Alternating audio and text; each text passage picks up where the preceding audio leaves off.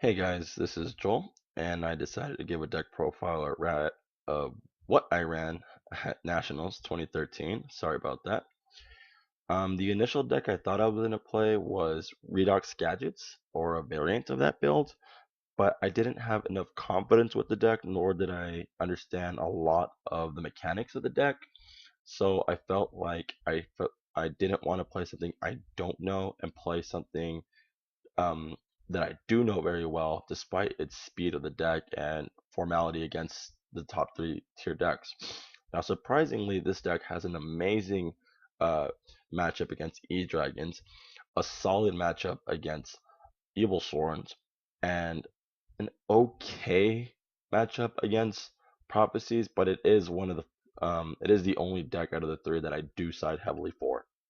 So I'm just going to go into the deck, side, and the extra. And then if you guys want, you can leave comments down below, like and subscribe.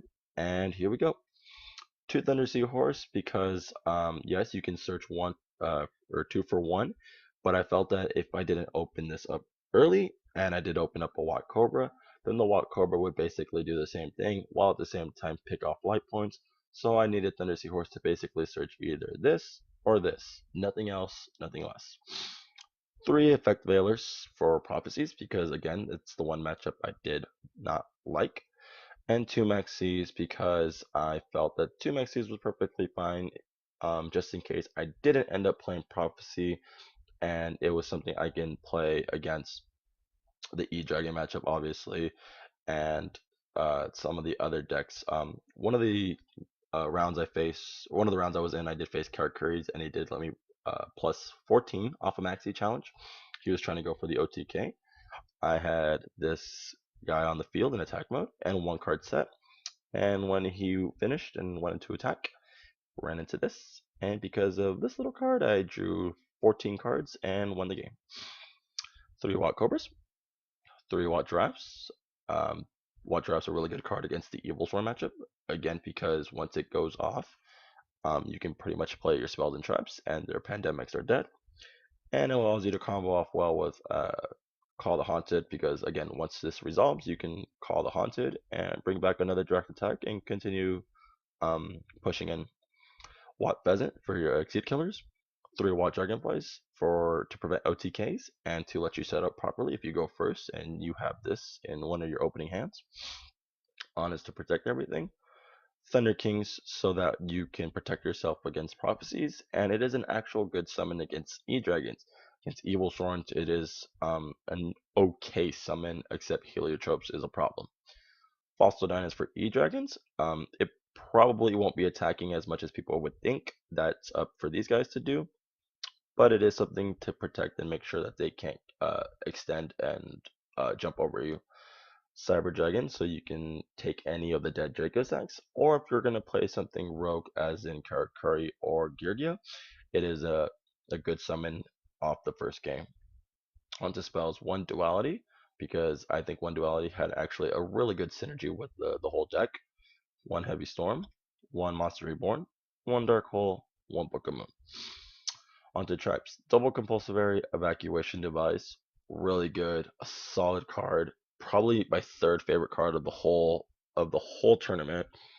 Uh, I opted not to play three because I didn't want to run into spellbooks a whole heck of a lot and get wisdom as much as I did. So I decided not to play three of something that could be dead and decided to play two of something that's good. I mean, but I guess that's saying a lot considering I still play double Mirror Force. To Call the Haunted for both offensive and defensive reasons. In the defense sense, where if your opponent resolves a Spellbook of Judgment, you can bring back Call the Haunted, ruin their day, or if they're going to go off with E-Dragons, you bring back False Dynas. One Solemn Judgment, one Solemn Warning, triple Wild Baku, and triple Threatening Roar to protect you against the Evil Swarm matchups and to prevent OTKs, obviously. And double Mirror Force because if I played Torrential, the whole field could be blown away, and I didn't want that to happen. Onto the side. One Spell Counselor, I sided in it twice, managed to get out once, and won me the game. The additional Cyber Dragon in case I did end up going against um, any machine variant type decks and against Hero or Stun.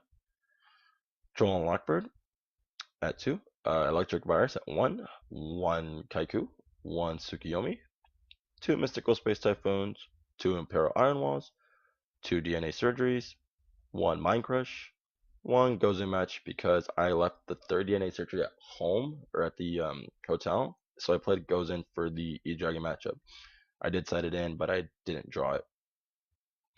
2 Gaga Cowboy, 2 Maystrokes, 1 Utopia, 1 Gemini Pearl, 1 Block Corn, 1 Photon Power Operative, 1 Shockmaster, 1 Daigusto Emerald, 1 Abyss Dweller, 1 Heralded Crest, 1 Omega, 1 M7, which actually these two cards won me my round 4 matchup against Evil Sworns.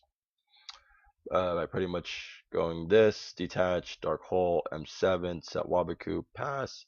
He had nothing, and then detach and bring back one of my Watts and continue the madness and Chimera attack.